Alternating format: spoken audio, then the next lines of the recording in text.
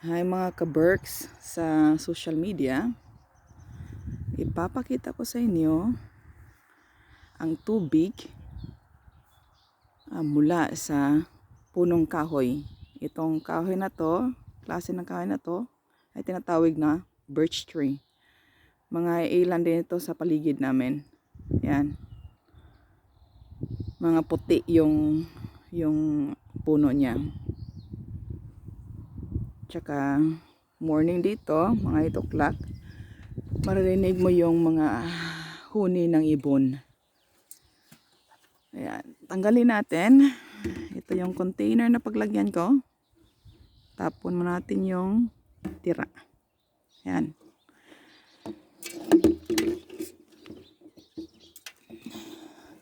Parang frozen yata.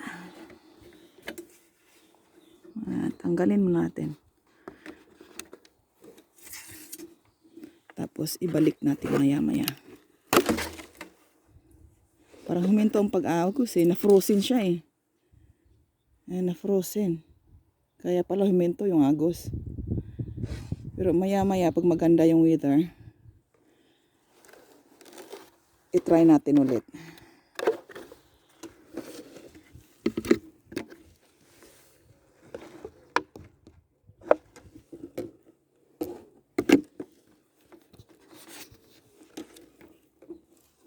Ay, tumulo. Bali.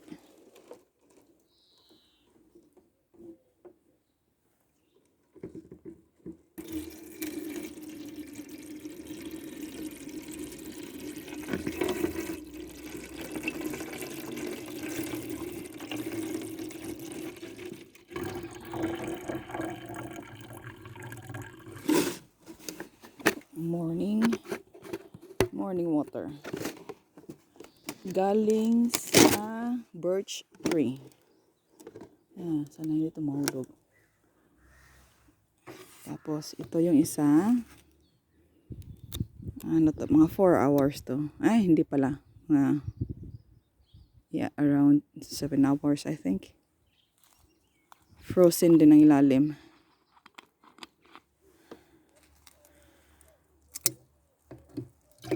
Okay, siguro huminto yung daloy ng tubig.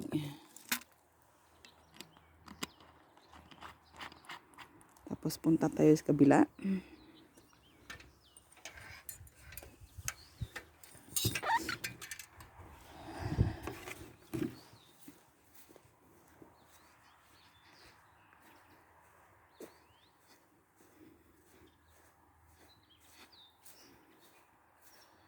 Springtime ngayon, kaya wala pa siya masyadong dahon.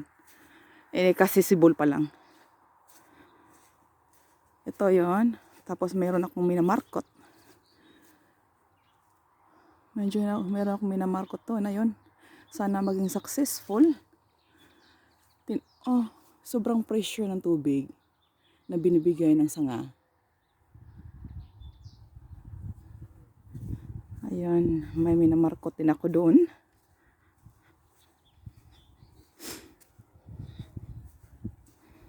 Kaya kung sino yung gusto magtanim ng birch tree, kung successful to, ibibigay ko yung iba. Kasi hindi ko naman pwedeng itanim lahat dito. Hindi naman masyadong malaki yung space namin. Tsaka marami akong yung minamarkot din na ibang prutas. Yung apple, tsaka yung tinatawag ng apple yata. Maganda yung mga bulaklak eh. Dark siya. Puntahan natin yung isang birch tree. Oy, puno na siya. Ayan. Puno na, umagos eh. Ayan, puno at saka frozen. Ayan. Ayan. Tanggalin natin. Frozen talaga. Ayan.